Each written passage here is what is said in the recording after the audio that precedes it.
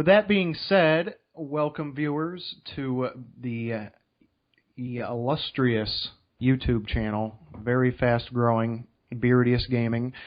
We have a call-in today from a Ram, otherwise known as Dean. He's been watching some of the LP videos regarding Dawn of War and Dawn of War 2, and I don't mean to interject. You think so? Currently. I think so too. I have to say. I mean, you support me more than my old lady does. That says a lot. Yeah. That's coming from the heart. Oh. She just supports you financially and emotionally. Mostly emotionally. Yeah. And he brought up he's brought up several key points in the throughout the duration of the videos.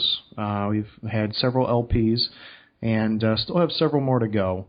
And he's brought up some good questions and good remarks regarding the lore of Warhammer 40K and what it's all about. Not a lot of people have. I mean, myself included, I've only recently, in the past year or two, really come upon the lore of Warhammer Fantasy and Warhammer 40K. Let me stop you right there, Matt. How'd that happen?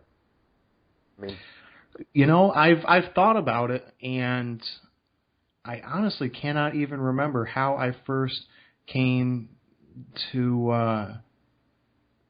find the series itself. And I've thought back. I mean, was Warhammer your first exposure to this theme, or were you a fan of like the StarCrafts or the Starship Troopers, or this is the Space Marine motif is a relatively common one.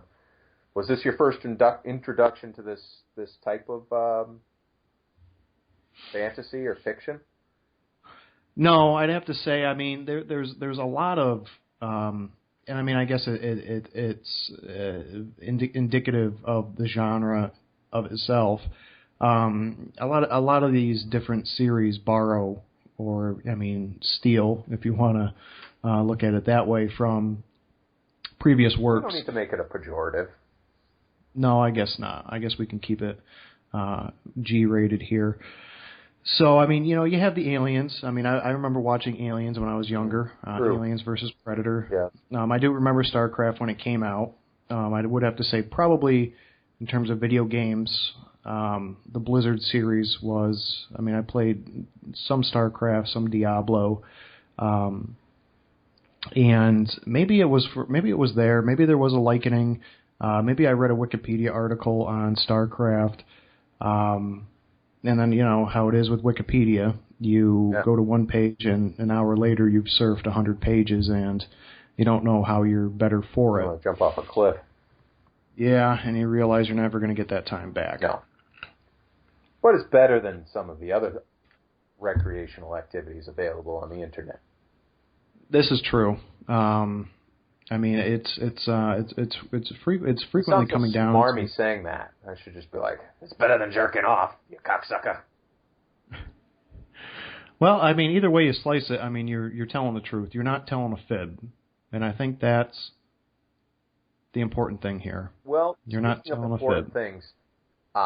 One issue we should probably broach right now is language. What is the...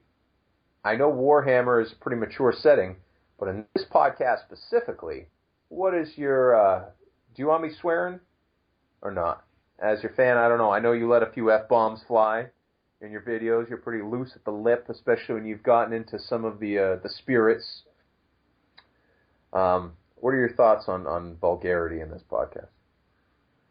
I think if we keep it minimal... you know, as long as we're not dropping an F-bomb every 3 seconds, I think we'll be all right. And as long as we don't turn to racial slurs, yeah, I think we won't scare away too much of an audience. Well, let's check those boxes. All right, and speaking of spirits, I hear you slurping over there on the other end, and a little dry tickle in the throat. You drinking anything tonight? Yeah, I have a fine vintage of Manischewitz Concord grape, specially sweetened, containing not less than 51% Concord. And as a as an additional bonus or perk, it's kosher for Passover. Wow. Excellent. This Passover was this weekend, right? Or last weekend? Last weekend. Yeah, I think I heard some people talking about it. I don't particularly partake myself.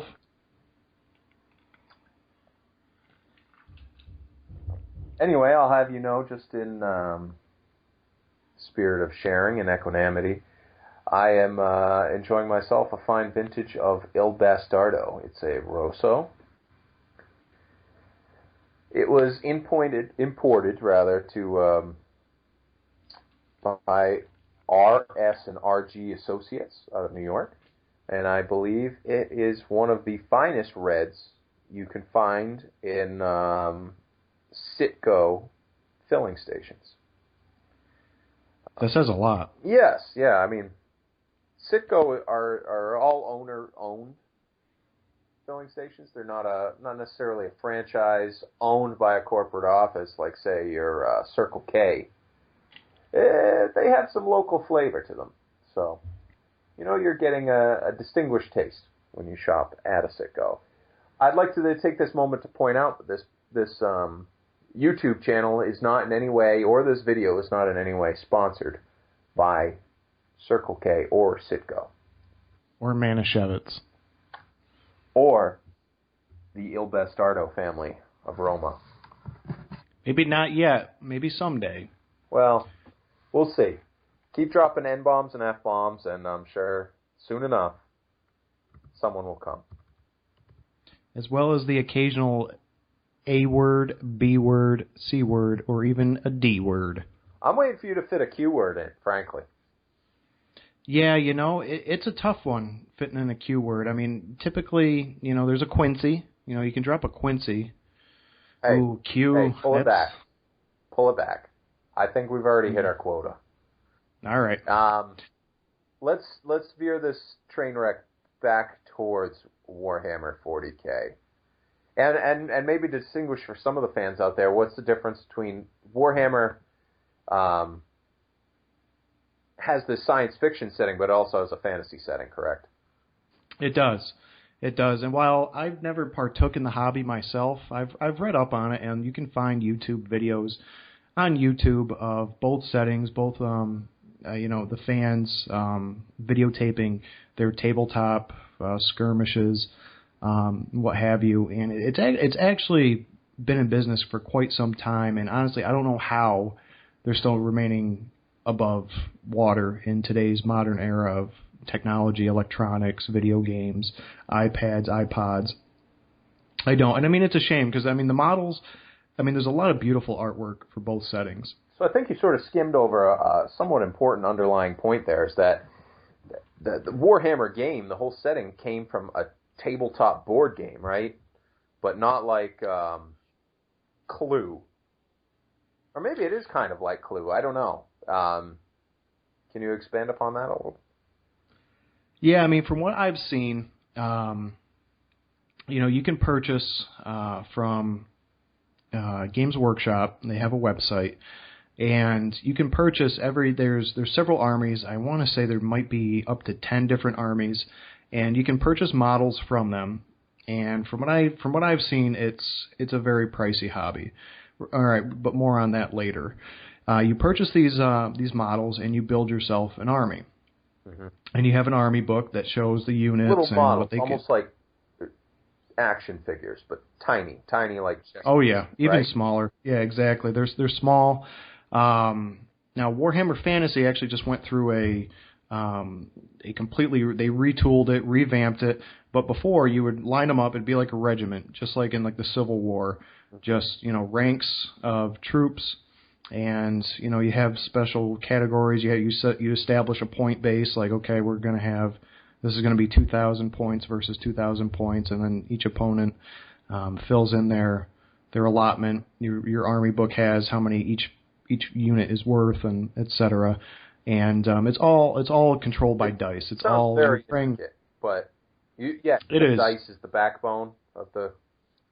Yeah, you're praying to RNGesus all day long with it, and if the bones aren't hot for you, if you're not rolling the dice like a back alley player, you're going to be boned. No matter how tough, how pimped out your army is, if you get several bad rolls, it can be game over for you.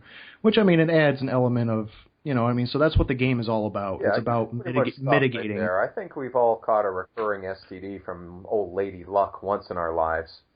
So yeah, I mean, I've never really gotten anything good from her. Blessing and a curse that is. Yeah. It sounds like this stems very intricate rules from a dice-based board game with mini action figures, essentially, right? And it matured into this grand franchise, it seems like. I've seen a lot of video games. I think I heard talk of a movie. I mean, there's always some sort of loose talk. I don't know. I'm not... Any thoughts? Any expansions on that? Yeah, I mean, it did. It started out as a small hobby, and it's English based. It's based in Great Britain, and now it's the company. Both. There we go. Yep. The Games Workshop is a British company. I think they went into business mid to late 70s. Warhammer hit ground in the 80s. Okay, and so it's sort of like a contemporary of Dungeons and Dragons, if someone's familiar with that, except it has a map and figures. Well, I guess Dungeons and Dragons, some iterations of that game have figures too as well, right? I don't know about the figures on it, but I do know it. They do borrow. They have a lot of, especially the fantasy side of things. They have a lot of Tolkien-esque themes. They have the dwarves, they have the high elves, and the dwarves are, stubborn and, insular, and they're obsessed with gold and jewels and all that happy stuff, supposedly based on a minority. They have the high elf, they have the elves that, they're dying, they're passing away, their prime is past. They have all these Tolkien-esque themes, but it's also the geography is significantly based in the real world. Oh, it uses actual geography. In your opinion, is that? I mean, that's one way that it separates itself from Dungeons and Dragons or something of that ilk. What are some other ways that the original fantasy Warhammer differentiates itself from Dungeons and Dragons? Let's say. I'd have to say the darkness of it. It's a much more grim setting. Yeah. Whereas, Dungeons and Dragons, it kind of harkens back, and it seemed like, I mean, at least growing up, that you seem to find more tales of, good, very blatant good versus evil, with the good guys always winning, or always comes out on top. And valiant. Yeah, the very clear cut, the prince and the knight in shining armor. Whereas in Warhammer, it always seems like it's just a matter of time before evil wins. Like, it's good, the good guys are continually getting pushed back. They're beset on all sides, and it's just and also it seems that it's more based in a Renaissance or early modern period, whereas typical fantasy settings are based in a medieval era. Maybe in the dark or early, maybe even Middle Ages. I don't want to say Middle Ages, but where it's just castles, whereas in Warhammer, you have, you have Napoleonic warfare, you have cannons, you have steam tanks, you have muskets, you have, pistols, at least single-shot pistols. Yeah. And modern warfare seems to lose some of that, the rose tint from the glasses, doesn't it? Yeah, that's what they. I mean, and less that even idealized or less romanticized than these tales of chivalry from classical medieval period. I agree, and actually, I think that'll be a good spot to cut off the episode. We're coming up on our 15 minutes, and if you want to make a note of where we left off, we can pick that up in the next segment of the interview. I know we covered a lot of basic stuff in this first episode, but a lot of people don't understand what Warhammer is all about, and soon we're going to get into some real out there topics. So stay tuned, stay with us. If you're bored, check out the